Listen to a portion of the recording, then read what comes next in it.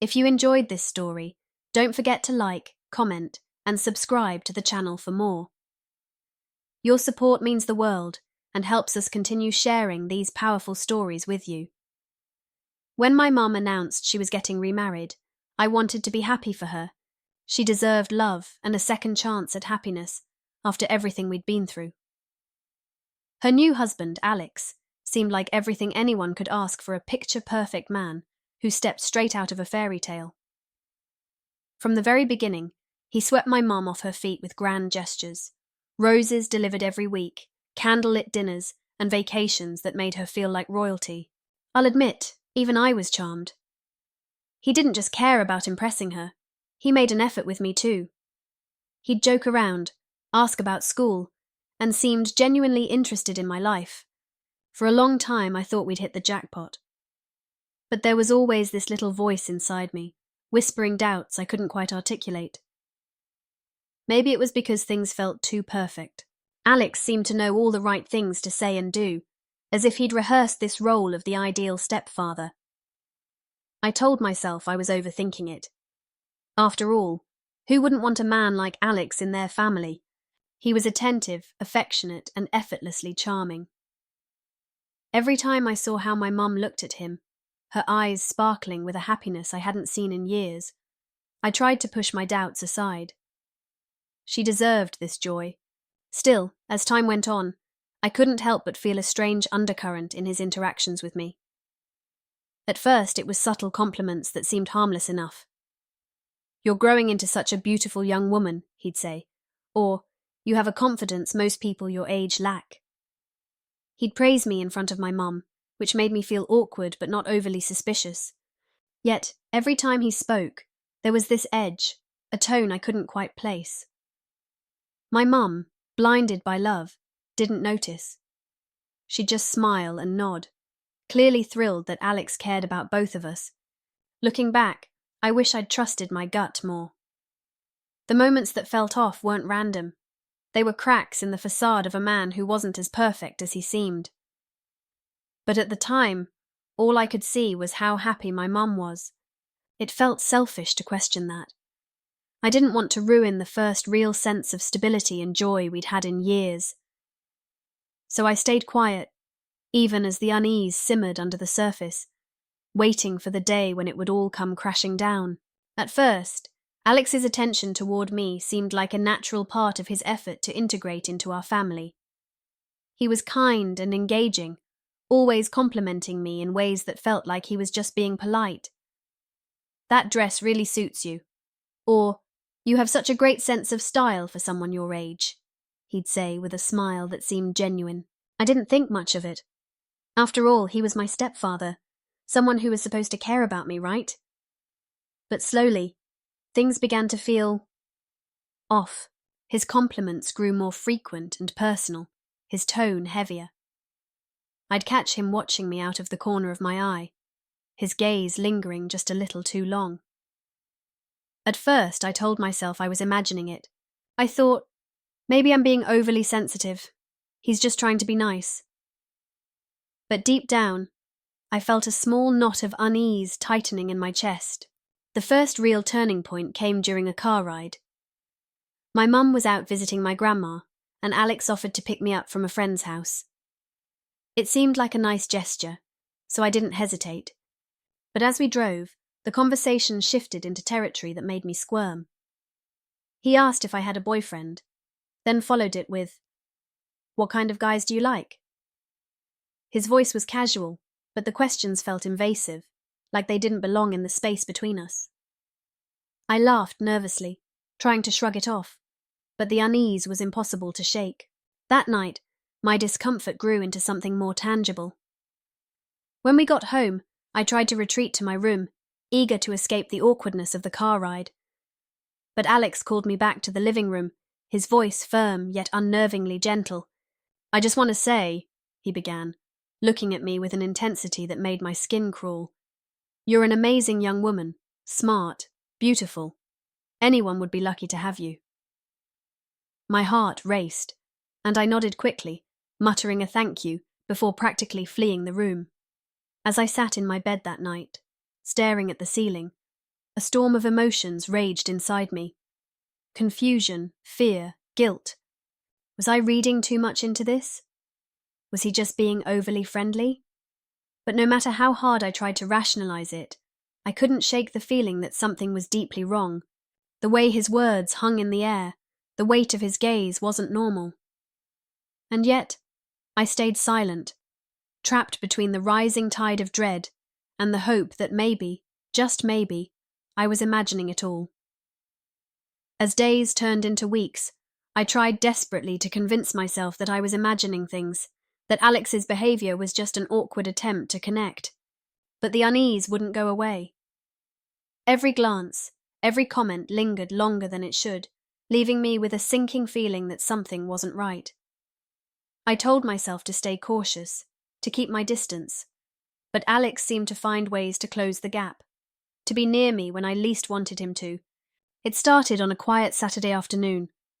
My mum was out running errands and I was sprawled on the couch, scrolling through my phone. Alex walked in and sat at the opposite end of the couch. At first, it seemed harmless enough small talk about school, my friends, and weekend plans.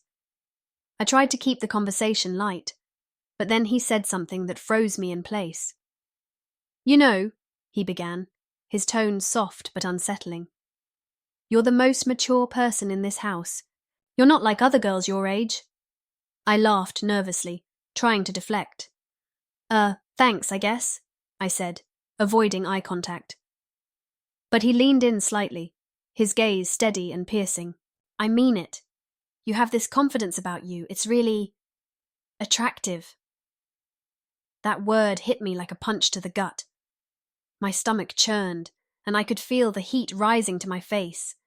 I muttered something about needing to finish homework and hurried off to my room, my heart racing. Behind the closed door, I sat on my bed, shaking. Was I overreacting, or had he just crossed a line? The voice in my head screamed that this was wrong, but I felt trapped, unsure of what to do. In the following days, I noticed more of those small but deliberate acts that made my skin crawl. His hand brushing against mine as I reached for something. The way he always seemed to find reasons to be in the same room as me. I started avoiding him, taking my meals in my room and keeping headphones on to block out the world. But he noticed. "You've been avoiding me," he said one evening, his voice casual, but his eyes too serious. "You don't have to be shy around me. We're family, remember?" That word family felt like a mockery. How could someone use it so easily while making me feel so unsafe? I wanted to scream, to tell someone, anyone. But fear kept me silent. What if no one believed me? What if I was wrong? I was caught in a storm of confusion and dread, watching helplessly as Alex's behavior escalated and the fragile piece of my world began to shatter. The tension in the house was suffocating. Every interaction with Alex felt like walking on a tightrope, one misstep away from disaster. I tried to brush off the incidents, convincing myself that I was imagining things, but the unease wouldn't leave me. It clung to me, a constant reminder that something was deeply wrong. And then, one afternoon, the illusion of normalcy shattered. Alex had left his phone on the kitchen counter while he stepped outside to take a call.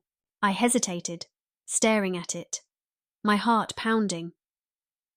A war raged in my mind, one side screaming that invading his privacy was wrong, the other desperate for answers. Finally, desperation won. I picked up the phone, unlocked it, and started scrolling. At first, everything seemed innocent. Emails, texts, random apps. But then I opened his photo gallery, and my stomach dropped. There were pictures of me, images I didn't even know had been taken. Me reading in the living room, watching TV, standing in the kitchen. None of them were inappropriate, but their existence was horrifying. He'd been watching me, documenting me, without my knowledge. My hands shook as I put the phone back exactly as I'd found it, my mind racing. This wasn't normal. This wasn't okay. That night, I couldn't sleep. The images haunted me, replaying in my mind like a sinister slideshow. I wanted to scream, to cry, to tell my mom everything. But fear kept me frozen. What if she didn't believe me? What if confronting Alex made things worse? I felt trapped in a nightmare I couldn't wake up from. The next day, I decided I needed proof. Something tangible to show my mum, to make her see what was happening. I started watching Alex more closely, noticing the way his eyes lingered on me, how he always seemed to find excuses to be near me. Every interaction felt calculated, deliberate. Then, one evening, my chance came. Alex had left his laptop open on the dining table, and curiosity got the better of me. I opened it, my hands trembling. What I found confirmed my worst fears. In his email drafts was a message he'd never sent. I can't keep pretending everything is okay. I feel trapped, and I don't know what to do. There's someone else I can't stop thinking about, and it's tearing me apart. My heart pounded as I read the words. There was no name, no explicit mention of me, but I didn't need it. I knew. The weight of his obsession pressed down on me, suffocating. I closed the laptop and ran to my room, locking the door behind me. My breaths came in ragged gasps as tears streamed down my face. This wasn't just a feeling anymore. It was real. Alex's behavior, his words, his actions were all building to something, and I knew I had to stop it before it was too late. The tension in our house had reached a breaking point, and I knew I couldn't keep pretending that everything was fine. Alex's behavior had become more calculated, more invasive, and it was only a matter of time before he did something that couldn't be ignored. I was desperate to protect myself, but fear and doubt kept me silent. That silence was shattered one fateful night, when the truth became impossible to deny. My mum was out late for a work meeting, leaving Alex and me alone in the house. I had been doing my best to avoid him, retreating to my room whenever I could. But hunger eventually forced me to venture downstairs to grab a snack. As I walked past the hallway leading to Alex's office, I noticed the door was slightly ajar, the faint glow of his computer screen spilling out into the dark corridor. I paused, curiosity mingling with dread, and quietly moved closer. Inside, I could hear his voice, low, intense, and filled with something that made my skin crawl. "I just can't stop thinking about her," he said, his tone almost reverent. "She's right here, under my roof, and it's driving me crazy." My heart stopped. I strained to hear more, my pulse pounding in my ears. Whoever was on the other end of the video call responded, but their words were too faint to make out. Alex leaned forward, running a hand through his hair, and said, "I know it's wrong, but I can't help it. I just need more time." A wave of nausea hit me as I stumbled back, barely able to keep myself from gasping out loud. My mind raced, piecing together everything I had seen and heard over the past weeks. This wasn't just uncomfortable behavior or misguided affection. This was a dangerous obsession. My hands trembled as I pulled out my phone and began recording, capturing his words as evidence. My body was on autopilot, fueled by adrenaline and fear. But just as I was about to retreat, the creak of a chair stopped me in my tracks. I froze, heart hammering in my chest, as I realized Alex might have noticed my presence. Panicking, I backed away as quietly as I could, heading for the safety of my room. Before I could close the door, I heard his footsteps in the hallway, slow and deliberate. They stopped just outside my door. I held my breath, praying he wouldn't come in. After an agonizing moment, the footsteps retreated, and I heard his office door click shut. That night, I couldn't sleep. Every sound made me jump. Every shadow felt like a threat. I clutched my phone tightly, the recording my only lifeline to exposing the truth. This was it, proof of everything. I knew I couldn't stay silent any longer. The next morning, I made the decision to tell my mom, knowing it would change our lives forever. But as I braced myself for the confrontation, I couldn't shake the feeling that Alex wouldn't let us go without a fight. The morning after I recorded Alex's chilling confession, I woke with a singular resolve. I couldn't keep this secret any longer. My fear and silence had already allowed his behavior to escalate, and I knew I had to act before things got worse. But as much as I tried to steel myself for what was to come, a storm of emotions churned within me: fear, guilt, and a lingering shred of doubt. What if my mum didn't believe me? What if confronting him made things spiral further out of control? With trembling hands, I texted my mum. "Can you come home? I need to talk to you about something important." Her reply came quickly. "Is everything okay?" I didn't respond. How could I explain the chaos in my mind over text? I paced the room, rehearsing what I would say, clutching my phone like it was a lifeline. By the time my mum walked through the door that afternoon, I was shaking. She sat across from me in the living room, her expression a mix of concern and confusion. "What's going on?" she asked gently. My voice faltered as I started to speak, but I forced myself to continue, recounting everything: Alex's unsettling compliments, his invasive behavior, the photos on his phone, and finally, the video recording. Her face paled with every word, and when I showed her the recording, her hands began to shake. "Are you absolutely sure about this?" she whispered, her voice barely audible. "I have proof," I replied, my own voice trembling. Her expression shifted from disbelief to heartbreak, and then to anger.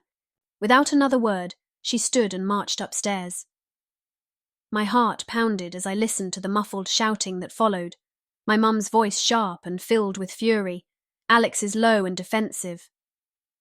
I couldn't hear everything, but the words "crossed a line" and "get out" rang loud and clear. When she came back downstairs, her face was a mixture of pain and determination. "Pack a bag," she said firmly. "We're leaving." "Where are we going?" I asked, my voice barely above a whisper. "To your grandma's," she replied. "I need time to figure this out." I didn't argue. I rushed to my room, stuffing clothes into a bag as tears blurred my vision. The life we had built, the stability my mum had fought so hard to create, was unraveling before my eyes. As we drove away from the house, the air between us was thick with unspoken emotions. My mum's hands gripped the steering wheel tightly, her knuckles white, as she stared straight ahead. I wanted to say something, to comfort her, but words failed me. All I could feel was the overwhelming weight of the truth: our lives would never be the same again. We left the house in a rush, my mum's silence heavier than any words she could have spoken. As the car sped toward my grandma's house, I glanced at her clenched jaw and trembling hands on the steering wheel. She looked furious, but beneath that, I could see the heartbreak etched into her face. The man she had trusted, the man she had built a life with, had betrayed her in the worst way. Guilt clawed at me. I had kept quiet for so long, afraid of shattering her happiness. Now, it felt like the pieces of her world were crumbling around us. When we arrived at my grandma's, she greeted us with confusion. "What's going on? Why are you here so late?" she asked, her eyes darting between my mum and me. My mum simply shook her head. "We just need a place to stay," she said, her voice strained and shaky. My grandma didn't press further, sensing the gravity of the situation. I carried my bag upstairs to the guest room, my chest tight with anxiety. That night, I couldn't sleep. Every sound made me flinch. Every creak of the house sent a jolt of fear through me. I clutched my phone, scrolling through the messages and the recording that had become my lifeline. It felt surreal, like I was trapped in someone else's nightmare.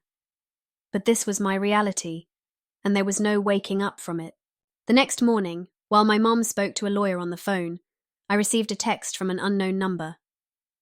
"We need to talk. Please don't do this. I can explain everything."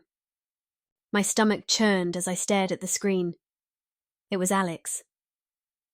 I showed the message to my mum, who immediately hung up the phone and called the lawyer back. "We need to file a restraining order," she said, her voice firm. I nodded silently, relieved that she was taking action, but still haunted by the possibility that Alex wouldn't let us go so easily. That evening, the tension came to a head. As we sat in my grandma's living room, there was a knock at the door. My heart sank. My mum opened it to find Alex standing there, looking dishevelled and desperate. "I just need to talk," he said, holding a folder in his hands. My mom blocked the doorway, her voice cold and steady. You need to leave, she said. I don't want you anywhere near us. This journey has taught me the importance of trust and the strength to protect it at all costs. It showed me that silence in the face of discomfort can allow harmful things to grow, but finding the courage to speak up can stop them before they spiral out of control. My mum's resilience in the face of betrayal has inspired me to never underestimate the power of self-worth and to stand up for myself, no matter how difficult. Life may test us with dark moments, but it's in those moments that we find the strength to rebuild and move forward, stronger than before. Alex pleaded, his voice breaking, but my mum didn't waver. When his desperation turned to anger, she didn't flinch. If you come near us again, I'll call the police, she warned. He hesitated, his eyes darting to me as I peeked from behind the corner, before finally walking away. The sound of his car door slamming echoed in the quiet night. Even as the legal proceedings unfolded and we began to rebuild our lives, the scars of his actions lingered. My mum grappled with the pain of betrayal, and I struggled with the guilt of staying silent for so long. But we found strength in each other, vowing to never let fear silence us again. Though Alex disappeared from our lives, the shadow of his presence remained a reminder of the darkness we had escaped and the resilience we had found in its wake. Even after Alex was gone from our lives, the weight of his presence lingered, like a storm cloud that refused to clear. My mum and I moved in with my grandma, trying to piece together the fragments of what had been a shattered sense of safety and trust. But no matter how much we tried to move forward, the scars of Alex's actions were impossible to ignore. Every quiet moment felt haunted, every creak in the house a reminder of the nightmare we'd endured. For my mum, the pain was etched into every line of her face. She had trusted Alex, built a life with him, and now she was left to grapple with the betrayal that had torn through everything she thought she knew. Even with the restraining order in place, the fear never fully subsided. At night, I would lie awake, clutching my phone, ready to call for help at the slightest noise. Every unknown number that popped up on my screen sent a chill through me, a flash of panic that he might try to find us. My mom, too, became hyper-vigilant, double-checking locks, avoiding familiar places, and always looking over her shoulder. It felt like we were living in the shadow of a man who no longer had the right to be in our lives. Time, however, has a way of softening even the sharpest pain. Slowly we began to reclaim pieces of ourselves. My mom started going to therapy, finding strength in unpacking her emotions and building a new life free of Alex's influence. I learned to trust my instincts and, more importantly, to speak up when something felt wrong. It wasn't an easy journey, but with each passing day, the storm clouds began to part. Alex disappeared after the court proceedings, and though the relief was palpable, a part of me always looked over my shoulder, wondering if he was still out there, waiting for another chance. That lingering uncertainty became a quiet companion, a reminder of how easily trust can be shattered. But as we moved forward, my mum and I found solace in knowing we had survived, and in that survival, we discovered a strength we didn't know we had. Together, we rebuilt a life where shadows might still exist, but they would never control us again.